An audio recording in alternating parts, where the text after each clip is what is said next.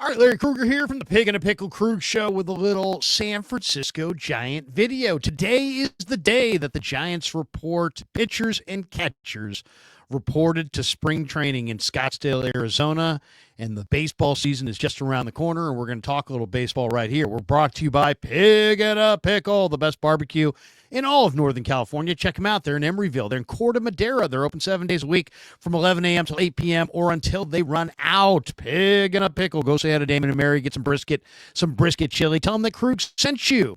And this video is also brought to you by our friends at Aura, and we'll have more from Aura in a minute. But first, let's talk a little bit about the San Francisco Giants. And the spring training has begun in Arizona, and it's a new era for Giants baseball. Buster Posey is the new president of baseball operations, so the Buster era officially begins. He hired Zach Manasian as the general manager, and so now it's Posey and Manasian with Bob Melvin running the show in the dugout for the Giants, and we're going to see what kind of year it's going to be, and let's talk a little bit about it. Now, the Giants fired Farhan Zaidi. He was hired this week by the Dodgers. Farhan produced one playoff appearance in 6 seasons. That amazing 2021 season where the Giants won a franchise record 107 games. It almost doesn't seem real. And that was their one playoff appearance in his 6 seasons. And most of his 6 seasons were dominated by a bunch of kind of meaningless maneuvers. Did he improve the farm system? He may have a little bit. But the Giants, obviously, their fans grew tired of Farhan and wanted him out, and the ownership responded and hired Buster Posey, who brought in Zach Manasian. And the Giants, interestingly enough, decided this year to take a step back in payroll. Last year, their payroll was $206 million, and they went 80 and 82. And that $206 million exceeded the luxury tax threshold. There's talk that the Giants ownership group may have lost as much as $30 million in 2024. Now, attendance was up last year by 2,231 fans per game. The overall attendance was 2.65 million, which was the highest the Giants had since before the pandemic in the 2019 season. And the Giants are in a very good situation financially as a franchise.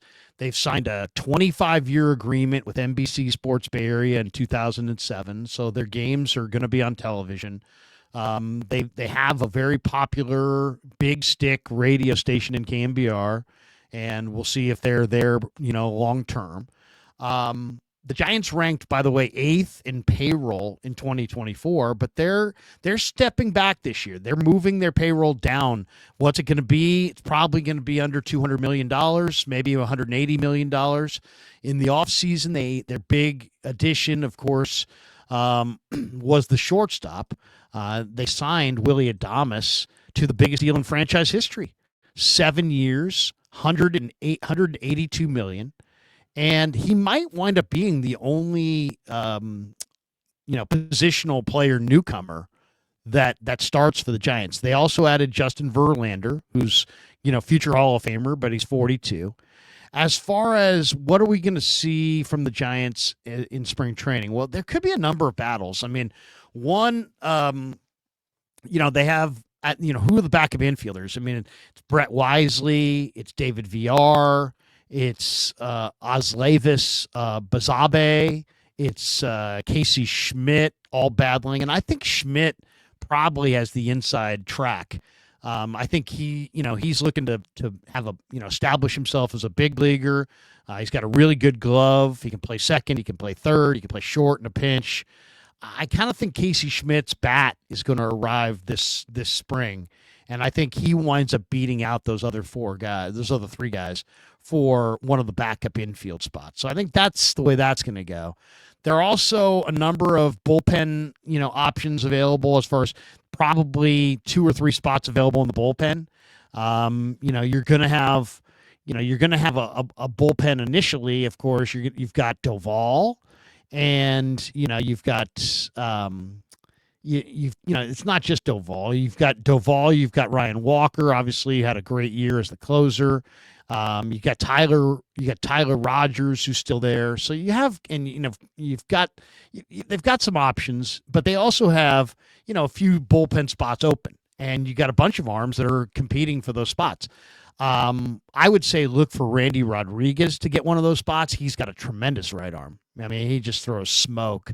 But there's also Tristan Beck, Spencer Bivens, Keaton Wynn, who's got a really nasty arsenal, Carson Seymour, Trevor McDonald.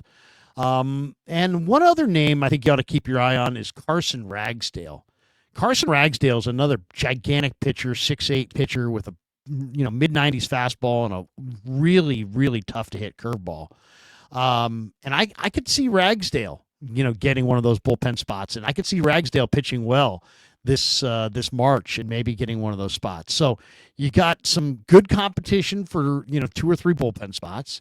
Right now they're saying Yaz is going to be the right fielder, but I'd say Luis Matos, who was one of the better players in the Venezuelan Winter League, that Matos has got a great chance to steal right field away from Mike Yastrzemski. And then I think the other question, or one of the other questions, is backup catcher. Obviously you've got Bailey. He's your number one catcher, but you moved off of Joey Bart. You had Tom Murphy last year, but he got hurt. You've added Sam Huff. You brought in Max Stassi. They have Logan Porter. They have some younger catchers, but it'll be interesting to see who wins that number 2 catcher role behind Bailey. Bailey's going to catch almost every day, but nobody catches every day. So, there's going to have to be, who's going to be the backup? I think that's going to be one of the big questions. The nice addition is Willy Adames, who steps in at shortstop and should give the Giants one of the best left sides of the infield in the entire league. You got Matt Chapman and Willy Adames on the left side. Tyler Fitzgerald moves over to second base. So I would imagine Fitzgerald's going to man second. And then at first, I was hoping for the Polar Bear or a trade for an Andrew Vaughn, but it looks like it's going to be another addition of Wilmer Flores and Lamont Wade. Wade's a good offensive player, not much of a power hitter, but he's got a good line drive stroke, and he gets on base, takes a lot of pitches. Flores is coming off a very good year. We'll see if he can replicate that in 2024. Now, couple of the questions that I think are going to be interesting for the Giants, and we'll see what the answers are by the end of maybe the Cactus League, and maybe not. Maybe we'll get those answers in season. But how much left does Justin Verlander have? What does Robbie Ray have left in the tank? I think that's one of the primary questions. The Giants ranked 21st in wins above average at minus 1.4. They threw the fewest innings of any starting staff in the major leagues, I believe. Definitely of any starting staff in the National League last year. And so they're going to have to be a whole lot better there. I mean, they're going to have to be better. They're going to have to throw more innings. Robbie Ray is 33. He's lost really the last couple seasons to elbow injuries and rehabbing from elbow injuries. So we'll see what Robbie Ray's got. And then Verlander was really good not that long ago, but he's coming off a year where he had a 5.48 ERA in 2024. And I think it's reasonable to ask, what does he have left in the tank? The other major question surrounds Jung Hoo Lee. I mean, the Giants gave the former KBO star a massive, massive contract. They signed him in December of 2023 to a 6-year, $113 million deal. The Giants are paying Jung Hoo Lee what the Astros are paying Yordan Alvarez. They're paying Jung Hoo Lee what the Diamondbacks are paying Corbin Carroll. So that's a ton of money. 6 years, $113 million. Now, he's 26. He did hit 340 over 7 seasons in the KBO with the Kiwoom Heroes. But last year, he dislocated his left shoulder, and from what I heard, that was the second time that he's dislocated that left shoulder in his playing career. And he only played 37 games in center field. He doesn't hit for power.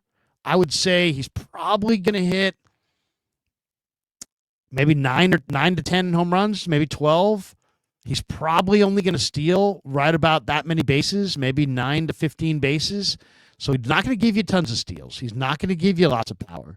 What he's going to give you is a really professional at-bat. He's going to work counts. He's going to take pitches.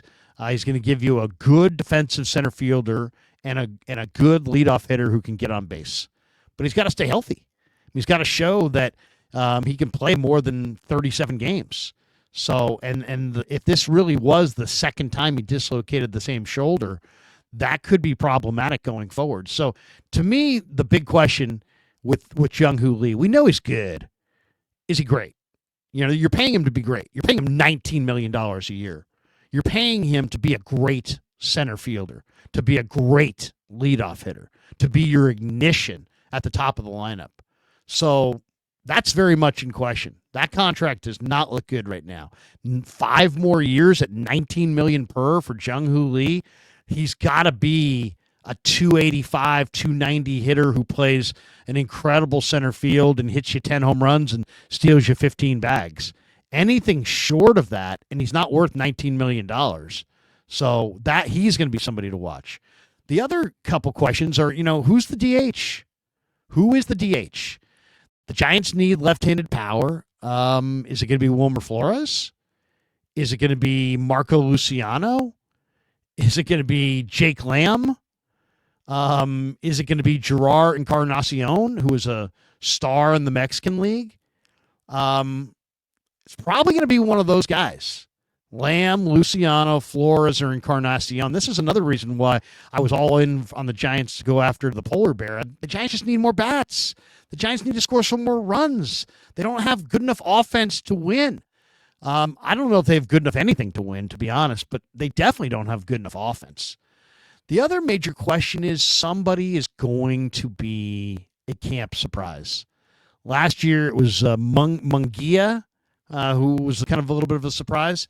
The two guys that I would be looking for to be surprises in camp for the Giants, one would be Carson Whisenhunt, left-handed pitcher, obviously the Giants' top young arm in the game. He's got an unbelievable. Farhan told me on the radio a couple years ago that he has a Bugs Bunny changeup and a mid-90s fastball from the exact same arm slot. So literally, that might be all he needs to be really dominant in the big league. So look for Carson Whisenhunt to have a great spring and maybe try to force his way north.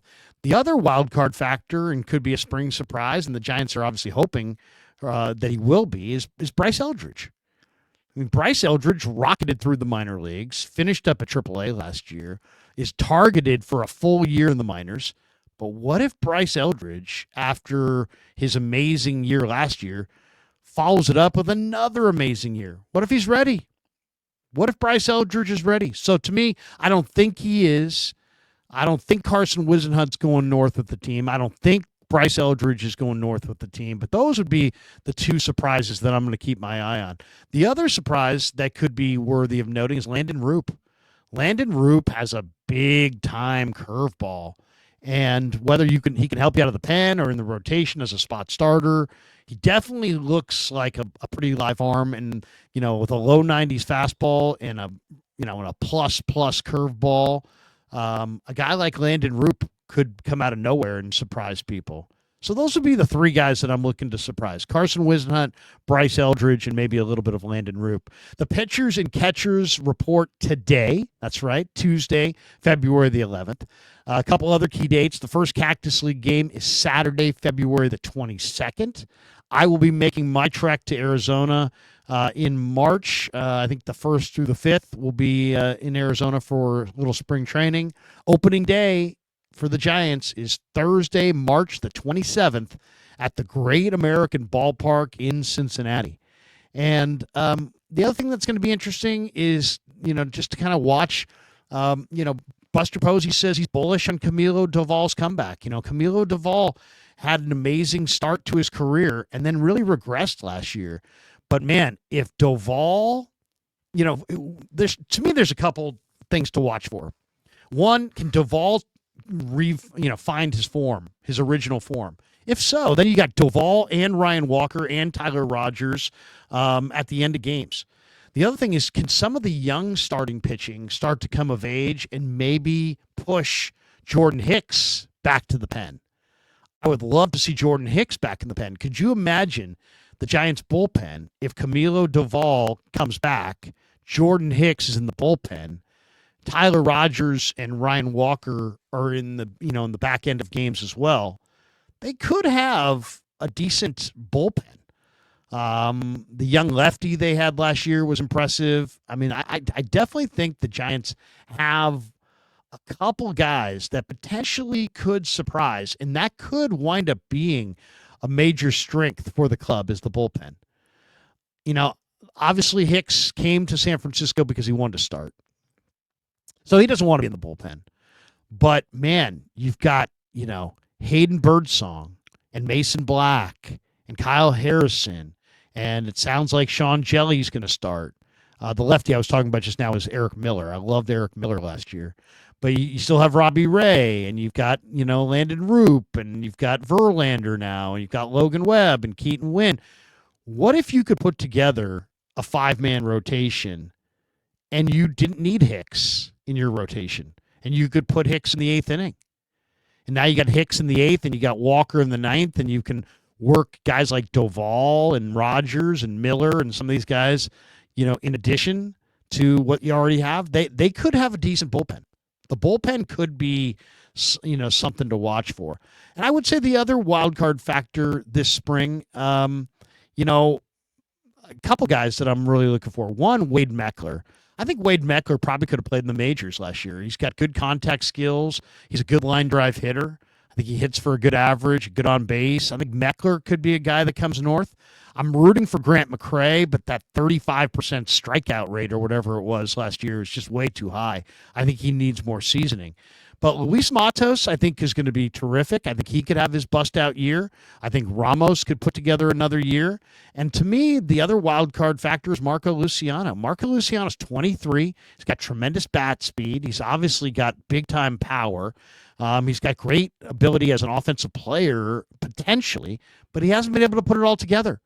And wow, if he could put it all together and either play the outfield, DH, first base, second base, if he could put it together, offensively, defensively, and impact this thing this year, he has enough power in that bat that he could be, one of the guys to really watch for. So that's my thoughts on the Giants. And today was the beginning of spring training, and we'll see where it goes. Vegas has the over-under at 79.5, so Vegas is saying they're a 500 team. I think they're better than a 500 team potentially this year. But I think it's more like 85 wins. I think if they make the right kinds of moves, if they make the right kinds of additions, if they get a couple breaks along the way, I think they're an 85-win team. I think that's where it tops out. So they could come up with 5 or 6 more wins. Are they going to win 90? I don't think so. Are they going to win 95, as Larry Baer suggested? I doubt that. But I could see an 85, 86 win team. To me, one of the best years of Giants baseball was 1986. They didn't go to the playoffs, but they introduced Will Clark and Robbie Thompson, and they won like 85 games or 83 games or 86 games. It was somewhere in the 80s there. They were over 500, and they kind of set the groundwork for their division winning team of 87. And then, of course, they were a really good pennant winning team in 89.